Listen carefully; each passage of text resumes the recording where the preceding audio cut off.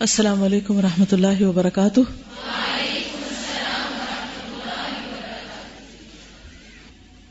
نحمده ونصلی علی رسوله الکریم، اما بعد فاعوذ باللہ من الشیطان الرجیم، بسم اللہ الرحمن الرحیم، رب اشرح لی صدری ویسر لی امری واحلل عقدۃ من لسانی یفقهوا قولی۔ فصل 98، فعل اور ترک فعل دونوں امور اختیاری ہیں۔ کیا مطلب؟ فعل کسی کام کا کرنا اور ترک نہ کرنا، یہ جسے پیچھے دو قسمیں بتائی گئی، دونوں امور اختیاری ہیں۔ اور یہ اس معاملے میں اتنے لوگ رہتے ہیں، کہتے ہیں ہونا ہوگا تو ہو جائے گا، نہیں ہونا تو نہیں ہوگا۔ ہر وقت بحثیں ہو رہی ہوتی ہے نا اس پہ، تقدیر کے مسئلہ بھی اس میں کچھ آ جاتا ہے۔ مثلاً ڈبہ اٹھانا یا رکھنا اختیاری امر ہے یا نہیں، کرنا یا نہ کرنا۔ اب مثلا کوئی آپ سے کہے کہ ذرا ایک گلاس پانی لا دیں، تو اللہ کا حکم ہوگا تو آ جائے گا گلاس۔ تو اس وقت اللہ کے حکم کی نہیں، آپ کے اختیار کی بات ہو رہی کہ اللہ نے آپ کو جو آزادی دی ہے، چوائس دی ہے، اختیار کی قوت دی ہے، آپ اسے کتنا استعمال کر رہے ہیں۔ فعل ہو یا ترک فعل، یعنی کرنا ہو یا نہ کرنا، دونوں امر اختیاری ہیں، یعنی بائی چوائس ہے۔ ایک جاندار جب دونوں میں سے کسی ایک کو اختیار کرتا ہے کہ اس سے کوئی فائدہ حاصل ہوگا، چاہے وہ حصول لذت کا فائدہ ہو یا ازالہ تکلیف کا، یعنی لذت حاصل کرنے کا یا کوئی تکلیف ہٹانے کا۔ اسی لیے محاورہ ہے کہ اس کا کلیجہ ٹھنڈا ہوا، اس کا دل ٹھنڈا ہوا۔ کیا مطلب اس کا؟ یعنی انسان وہ کام کرتا ہے جس سے اس کا کلیجہ ٹھنڈا ہو، چاہے کسی کو مار کے۔ سیٹسفیکشن، انر سیٹسفیکشن کس چیز سے ہوتی؟ ہی الشفاء لداء لو ظفرت بها وليس منها شفاء الداء مبذول۔ تو اسے پا جائے، یعنی جس بھی چیز کو انسان پانا چاہتا ہے، یہ وہ مقصود ہے کہ ہر ذی عقل اس کو ترجیح دیتا ہے، حتیٰ کہ بے عقل جانور بھی نفع اور استفادے کو ترجیح دیتے۔ یعنی انسان کیا ہے؟ مفاد پرست، یہ کہنا چاہیے سمپل ورڈز میں۔ جس چیز میں وہ فائدہ دیکھتا ہے اس کو وہ کرنا چاہتا ہے۔ لیکن افسوس یہ ہے کہ بہت سے آدمی اس معاملے میں غلطی کر جاتے ہیں، یہاں تک کہ بدترین قسم کی غلطی کر جاتے ہیں۔ وہ ایسی لذت حاصل کرنے کی کوشش کرتے ہیں جس کا نتیجہ سخت رنج و الم ہوتا ہے۔ اس کو انڈر لائن کر لیجیے۔ بہت سے لوگ بدترین قسم کی غلطی کرتے ہیں۔ کس طرح؟ کہ ایسی لذت حاصل کرنے کی کوشش کرتے ہیں جس کا نتیجہ سخت رنج و الم ہوتا ہے۔ مثلا ان کو کوئی چٹپٹی چیز چاہیے جس کے نتیجے میں سخت پیٹ درد ہو، ان کو السر ہو جائے، تو کتنے لوگ اپنے ساتھ یہ ظلم زیادتی کرتے، صرف زبان کے اس ذائقے کے لیے جو چند لمحوں سے زیادہ باقی بھی نہیں رہتا، چاہے آپ چیز منہ میں ہی رکھے پھر بھی وہ ذائقہ ختم ہو جاتا ہے۔ یعنی ذائقہ بنایا اللہ نے ایسا ہے کہ آپ کوئی چیز کھاتے تھوڑی دیر آتا ہے، اگر اس کے بعد وہی چیز منہ میں بھی رکھے تو وہ ذائقہ اگر پورا ختم نہ ہو تو کم ضرور ہو جاتا ہے۔ تو یہ انسان کی حماقت ہے کہ وہ ایسی لذت حاصل کرنے کی کوشش کرتا ہے جس کا نتیجہ سخت رنج و الم ہے، یعنی بعد میں اس کو بھرنا پڑے گا اپنی غلطی کو۔ انسان یہ خیال کرتا ہے کہ وہ لذت اندوز ہو رہا ہے، بہت مزہ آ رہا ہے اس کو، اور اسے دل کی ٹھنڈک حاصل ہو رہی ہے، یعنی اس وقت بہت ہائی اپ ہوتا ہے جیسے کوئی شراب پی کر، مگر بعد میں وہ اس کی وجہ سے انتہائی رنج و الم محسوس کرتا ہے، بعد میں وہ سخت تکلیف سے گزرتا ہے۔ مثلاً بعض لوگوں کو اپنا غصہ نکال کے بہت ٹھنڈک ملتی ہے، اور آج کل کے سائیکالوجسٹ بھی عام طور پہ کیا کہتے ہیں کہ غصہ اندر نہیں رکھو، نکال دو بس۔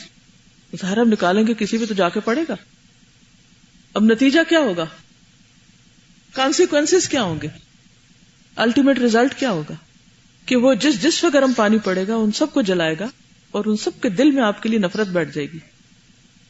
تو وقتی طور میں تو آپ کا دل ٹھنڈا ہو گیا کہ آپ نے اپنی آگ نکال کے پھینک دی کسی اور پر، نہ دیکھا چھوٹا ہے یا بڑا۔ لیکن نتیجہ کیا ہوا پھر؟ ریگریٹس، ندامت، پشیمانی۔ جیسے قابیل نے جب اس نے قتل کرنا تھا تو اس کو بڑی لذت آ رہی تھی کہ میں اس کو اپنے راستے سے ہٹا دوں، حسد کی آگ میں جل رہا تھا وہ، اور وقتی طور پر اسے لگ رہا تھا جیسے اس سے اچھا کوئی کام ہی نہیں۔ لیکن جب وہ کر بیٹھا فأصبح من النادمین، ریگریٹس، شرمندگی، ذلت، اپنی نظروں میں انسان ذلیل ہو جاتا ہے، انسان خود کو بھی معاف نہیں کر سکتا پھر، یا پھر انتہائی بے حس ہو جاتا ہے۔ یہ ہر اس آدمی کی شان ہوا کرتی ہے جو عواقب اور انجام پر نظر نہ رکھتے ہوئے فوری منفعت پر نظر رکھتا ہے، اور عموماً جذباتیت میں ایسا ہی ہوتا ہے کہ انسان فوری فائدے، فوری لذت، فوری مزے کو دیکھتا ہے اور انجام بھول جاتا ہے۔ عقل کا خلاصہ تو یہ ہے کہ عواقب اور انجام پر نظر رکھی جائے، عواقب عاقبہ سے، انجام کے معنوں میں۔ عقل مند اور دانش مند وہ ہے جو جلد ختم ہونے والی لذت کے مقابلے میں دائمی لذت کو ترجیح دے، اور احمق اور بے وقوف آدمی وہ ہے جو اپنی ابدی اور ہمیشہ رہنے والی لذت اور راحت اور خوشگوار عیش کو جلد سے جلد ختم ہونے والی لذت اور راحت کے مقابلے میں فروخت کر دے۔ یہ جلد ختم ہونے والی لذت اور راحت طرح طرح کے آلام و خطرات سے بھی ہوتی ہے، اور اس قدر جلد ختم ہو جاتی ہے کہ ادھر لذت اور راحت میسر آئی، ادھر آلام و خطرات اور رنج و محن کا سلسلہ شروع ہو گیا۔ ادھر آپ نے کسی کی غیبت کی، ادھر آپ نے کسی پہ الزام تراشی کی، ادھر آپ کو ایسی چیز دیکھنی پڑی کہ پھر آپ دنوں یاد رکھیں۔ دوسروں کو ستانے والے کبھی خوش نہیں ہو سکتے، دوسروں کو ذلیل کرنے والے کبھی عزت نہیں پا سکتے، یہ اللہ کا قانون ہے، اس سے کوئی نہیں نکل سکتا۔ لیکن ہمیں مزہ ہی جب آتا ہے جب ہم دوسرے پہ غالب آ جائیں اور اس کو ذلیل کر سکیں۔ بعض علماء کہتے ہیں کہ انہوں نے عقل مندوں کی کوششوں پر غور کیا کہ عقل مند لوگ کیا کیا کرتے ہیں، تو معلوم ہوا کہ سب ہی مطلوب واحد کی طلب میں کوشاں ہیں، ایک ہی چیز چاہیے ان کو۔ گو ان کی راہیں مختلف ہیں، طریقے مختلف ہیں، منزل ایک ہے، سب کے سب یہی کوشش کرتے ہیں کہ رنج و الم اور مصیبت سے اپنے آپ کو بچائیں۔ یہ سب سے بڑا موٹو ہے انسان کے کسی بھی کام کے کرنے کا۔ اسی کے لیے کوئی کھانے پینے کی کوشش کرتا ہے، کوئی تجارت کے لیے دوڑا دوڑی کرتا ہے، کوئی شادی اور نکاح کی مجلسیں جماتا ہے، کوئی گاتا بجاتا ہے، کوئی رقص و سرود سے دل بہلاتا ہے، کوئی لہو و لعب میں وقت گزارتا ہے۔ مقصد اور مطلوب سب کا ایک ہی ہے کہ رنج و الم اور ہم و غم سے اپنے آپ کو محفوظ رکھے۔ بعض علماء کہتے ہیں کہ انہوں نے عقل مندوں کی کوششوں پر غور کیا۔ عقل مندوں کی کوششیں یہاں ٹھیک نہیں ہے جملہ، لوگوں کی کوششیں کر لیں کہ لوگ ایک ہی مقصد کے لیے سب کوشاں ہوتے ہیں۔ میرے نزدیک بے شک عقل مندوں کا یہی مطلوب اور یہی مقصد ہے، اور ہر ایک اسی کے لیے کوشاں ہے، لیکن اکثر و بیشتر طریقے اس مطلوب و مقصود کے خلاف ہی جا رہے ہیں، مانا کہ سب کا مقصد یہی ہے کہ اللہ تعالیٰ کی طرف اپنے آپ کو متوجہ کریں، صرف اسی کی ذات سے ان کا معاملہ ہو، اور ہر شے کے مقابلے میں صرف اسی کی رضامندی حاصل کی جائے۔ مگر ان تمام راستوں میں سے ایک راستہ بھی مجھے ایسا نظر نہیں آتا جو اللہ تعالیٰ تک پہنچتا ہو۔ اللہ تعالیٰ تک پہنچنے کا راستہ صرف ایک ہے، اور وہ فقط انبیاء و مرسلین کا راستہ ہے جنہیں اللہ تعالیٰ ہی نے بھیجا تاکہ وہ لوگوں کو ہدایت کریں اور انہیں صراط مستقیم کی دعوت دیں۔ اس راہ پہ چلنے والا اگر اپنا دنیوی حصہ فوت ہی کر دے تو وہ اس اعلیٰ اور بہتر حصے سے تو ضرور کامیاب ہو جاتا ہے جس کے حاصل ہونے کے بعد سمجھ لیجئے کہ اس کا کوئی حصہ فوت ہی نہیں ہوا، اور جسے یہ حصہ مل گیا اسے ہر چیز مل گئی۔ وہ اگر اس کے ساتھ ہی ساتھ دنیا کے حصے سے بھی کامیاب ہو جائے تو اسے ہر طرح کی خوشی حاصل ہو گئی۔ پس بندے کے لیے اس راہ اور اس طریقے سے بہتر اور سود مند کوئی راہ اور کوئی طریقہ نہیں، اس سے بڑھ کر موصل الی المطلوب، موجب فرحت و بہجت اور باعث سرور و سعادت کوئی راستہ ہی نہیں۔ وباللہ التوفیق۔ کس راستے سے بہتر کوئی راستہ نہیں کہ آخرت کے فائدے کے لیے انسان دنیا کا کوئی نقصان کر لے۔ آپ میں سے کوئی کچھ کہے گا؟ کچھ سمجھ آئی بھی ہے کہ کوئی نہیں؟ نہیں آئی؟ جی فرمائیں۔ وعلیکم السلام۔ کسی برائی کو چھوڑنے کے لیے دو چیزیں اہم ہیں، ایک ایمان کی مضبوطی اور ایک ارادے کی مضبوطی۔ تو ایمان کی مضبوطی ہوتی تب ہے جب ہمارے ارادوں کو مسخر کر لیں۔ اگر ارادہ مسخر نہیں ہوا ایمان سے تو اس کا مطلب ایمان مضبوط نہیں ہے، تو پھر ہم برائی کی طرف چلے جاتے ہیں۔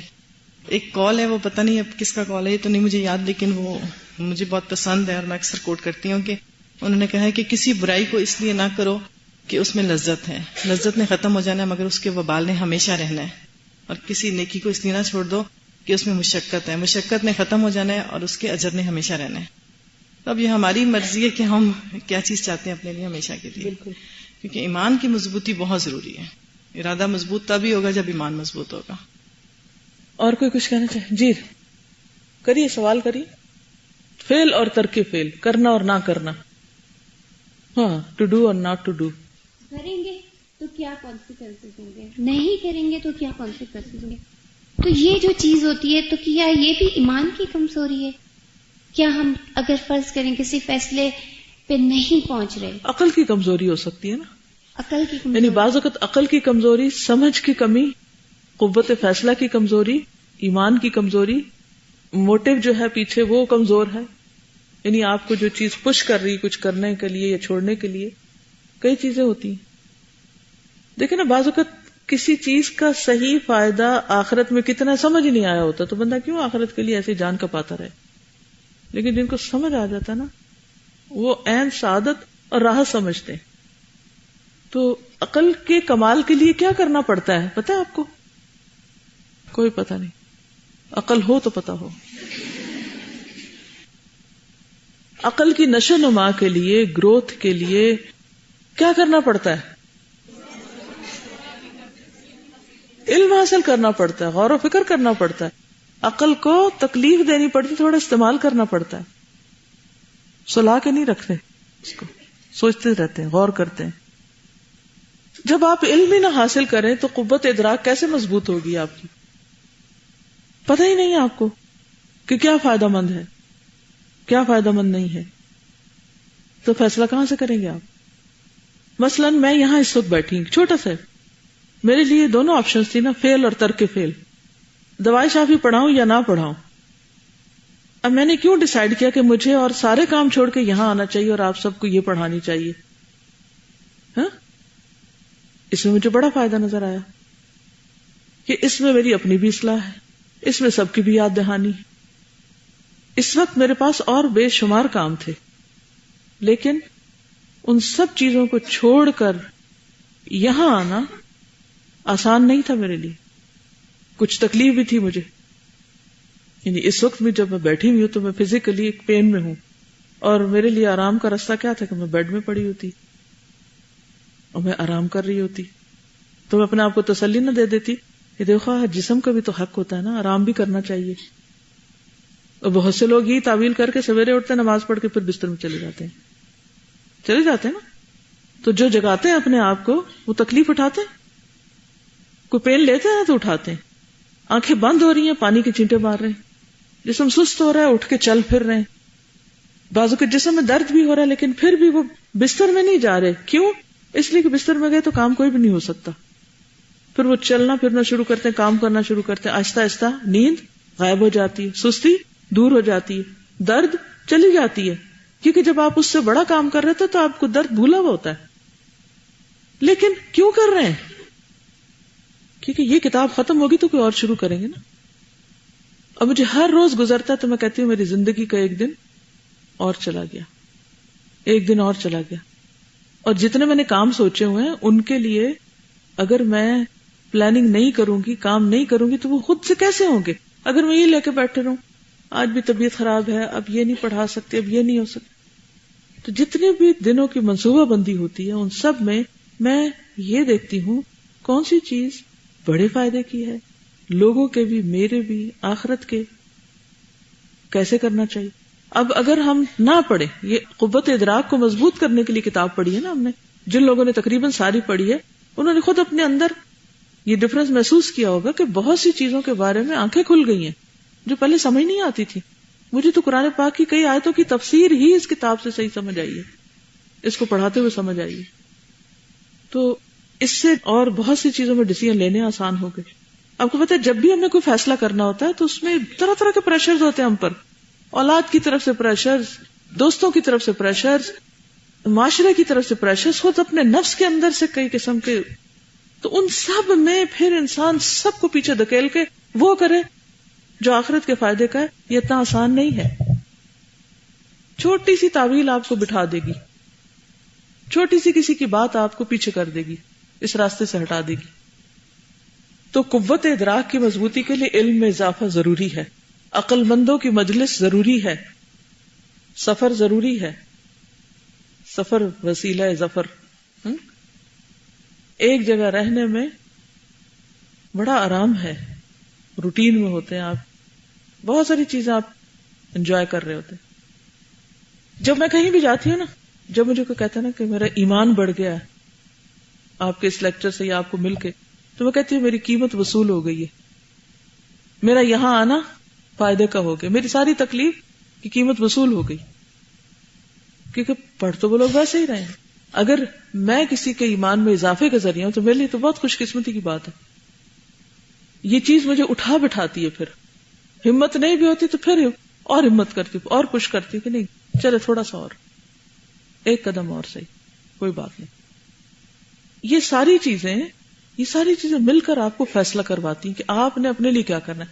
آپ دیکھیں ہر شخص اپنے فائدے کی بات سوچ رہا ہوتا ہے نا، ہر کوئی اپنا فائدہ سوچ رہا ہوتا ہے، میرا فائدہ کس میں ہے، میرا فائدہ کس میں. یہ بھی کھینچا تانی ہوتی ہے.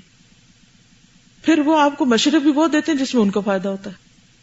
آپ کا نفس بھی آپ کو وہی مشورے دے رہا ہوتا ہے جس میں نفس کا فائدہ ہوتا ہے. تو پھر ان سب نفسانی پریشر سے اوپر یہ اللہ نے عقل رکھی ہے نا ایک، یہ اگر پختہ ہوگی، میچور ہوگی، قوت مضبوط ہوگی، قوت ادراک، تو آپ بہتر فیصلے کر سکیں گے. پھر کہ مجھے یہ کرنا ہے، I have to do. یہ رکاوٹ ڈالتا خبردار بیٹھ جاؤ، یہاں کام کرو اپنا، یہ کرنا ہے مجھے، تم نہیں مجھے روک سکتے، کرنا ہے مجھے یہ کام، دنیا میں کوئی بھی مجھے نہیں روک سکتا، اس سے کرنا مجھے یہ کام. جو بھی آپ نے اپنی نیکی کا، آخرت کا کچھ بھی رکھا ہوا ہے، یہ کرنا. یہ کیسے ہو سکتا کہ نہ کیا جائے؟ کرنا ہے اس کو. اس کے ڈر سے نہ کرے، اس کی وجہ سے نہ کرے، اس کی خاطر نہ کرے، نہیں کرنا ہے. کیونکہ میری آخرت اسی میں، میری آخرت کا فائدہ اسی میں. جب انسان کے جو فیصلے ہوتے ہیں وہ جا کر کسی قیمت کے فیصلے ہوتے ہیں.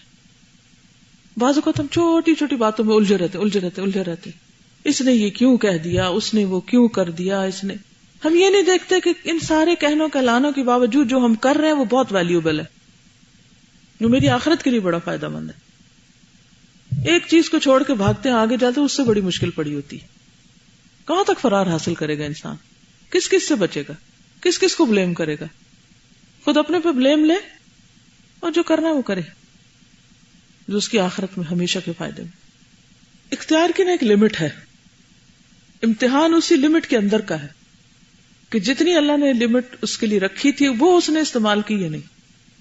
یعنی جتنے اس نے آپ کو پیسے دیے تھے وہ آپ نے لگائے یا نہیں. جو آپ کے پاس ہے نہیں اس کے آپ کے اوپر پوچھنے. ٹھیک ہے، اس سے آگے اللہ تعالیٰ نے ہر چیز کی ایک باؤنڈری رکھی ہوئی ہے، ہر چیز ایک حد کے اندر ہے، کوشش بھی حد کے اندر ہے. ٹھیک ہے، لیکن امتحان کہاں ہے؟ جہاں آپ کی حد ختم ہوتی، بس وہاں تک، اس سے آگے کا نہیں. آپ چل سکتے ہیں، تیر سکتے ہیں، اڑ نہیں سکتے. آپ سے پوچھنی ہوگی کہ کیوں نہیں اڑے تھے. ٹھیک ہے، تو کوشش آپ نے چل کے بھی کرنی ہے، تیر کے بھی کرنی ہے. ہاں جی، آپ فرمائیے. حدیث میں آتا ہے کہ ایمان کی 60 سے اوپر شاخیں ہیں، تو اس ٹاپک پہ آپ نے بڑا اچھا ایمان اور یہ ادراک کو ایکسپلین کیا ہوا تھا بخاری میں ہی، کہ جو یقین ہے، معرفت ہے، قوت ارادی ہے، یہ سب بالآخر جا کے ایمان کے ہی اجزاء ہیں اور اسی کی تکمیل کے لیے استعمال ہوتے ہیں. صحیح. اوکے، جزاکم اللہ خیرا. سبحانک اللہم و بحمدک، نشہد ان لا الہ الا انت، نستغفرک و نتوب الیک. السلام علیکم و رحمۃ اللہ وبرکاتہ.